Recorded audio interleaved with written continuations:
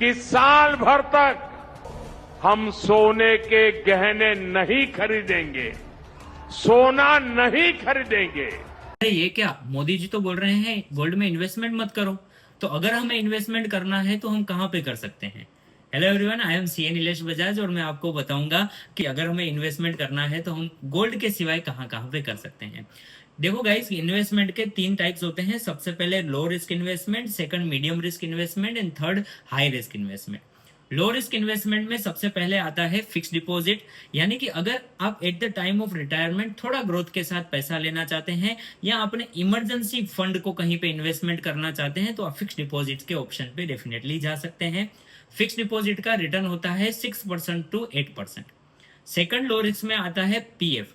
PF दो प्रकार के होते हैं। एक होता है एम्प्लॉय प्रोविडेंट फंड, यानी कि अगर कोई सैलराइड पर्सन है और अपने रिटायरमेंट के लिए कुछ करना चाहता है तो एम्प्लॉय प्रोविडेंट फंड में जा सकता है, जिसका रिटर्न तकरीबन 8.25% जितना रहता है।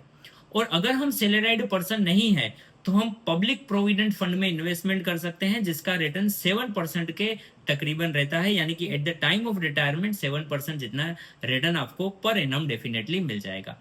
Third option low risk investment में आता है गवर्नमेंट स्कीम में इन्वेस्टमेंट करना, जैसे कि नेशनल पेंशन स्कीम है, सुकन्या समृद्धि योजना है, या तो फिर सीनियर सिटीजन सेविंग स्कीम। ये सब स्कीम ऐसी हैं जो गवर्नमेंट के द्वारा रेगुलेट की जाती हैं और जिसका रिटर्न 7% के तकरीबन रहता है।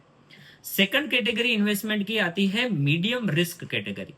अब मीडियम रिस्क कैटेगरी में थोड़ा बहुत रिस्क अगर आप टेकल करने के लिए रेडी हैं तो आप मीडियम रिस्क कैटेगरी में जा सकते हैं, जिसमें पहला आता है म्यूचुअल फंड इन्वेस्टमेंट।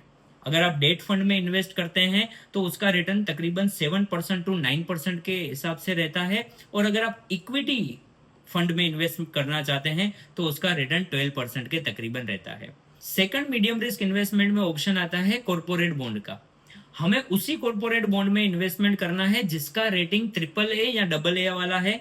हमें कॉर्पोरेट बॉन्ड में जो रिटर्न मिलता है वो है 9% टू 12% का रिटर्न। और थर्ड कैटेगरी इन्वेस्टमेंट की आती है high risk investment. Guys, investment का एक ही फंडा है, हाई दी रिटर्न हायर रिस्क। अगर आप रिटर्न ज्यादा लेना चाहते हैं तो आपको रिस्क भी ज्यादा लेना पड़ेगा। हाई रिटर्न इन्वेस्टमेंट में आता है सबसे पहले क्रिप्टो करेंसीज। क्रिप्टो करेंसीज में अगर आप इन्वेस्टमेंट करते हैं तो सबसे पहले डिसएडवांटेज ये होता है कि इसमें गवर्नमेंट 30% का इनकम टैक्स लगाती है, एज वेल एज इसका कोई गवर्नमेंट अथॉरिटी नहीं है जो क्रिप्टो करेंसीज को रेगुलेट करे।